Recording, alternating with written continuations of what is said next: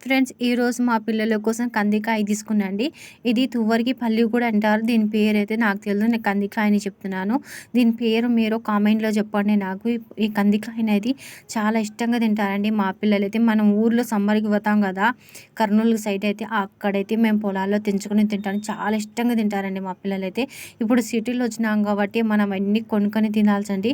Kilo వచ్చి రూ. 50 అంటండి. ఒక కిలో తీసుకున్నాను. ఇక్కడైతే కుక్కర్‌లో వేసుకుంటానండి. కొంచెం తొందర అయితది.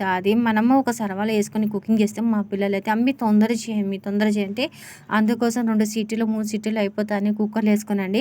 మనం వాటర్ ఎక్కువ వేయకుండా అండి, కొంచెం అంతే మన కందికాయ మునిగే వరకు వాటర్ వేసుకోవాలండి. కొద్దిగా సాల్ట్ వేసుకోవాలా. మనం ఉప్పు కల్లు అయినా వేసుకోవచ్చండి. ఈ సాల్ట్ అయినా వేసుకోవచ్చు.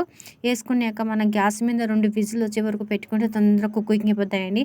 ఊరికెళ్ళి అయితే పొలాల్లో తెంచుకొని మనం పెద్ద సర్వలేసి ఉప్పేసి ఉడికిచ్చి మనము అందరం హ్యాపీగా తింటుండే అందరం కూర్చోనండి. ఇప్పుడు అన్నీ మారిపోయినాయండి.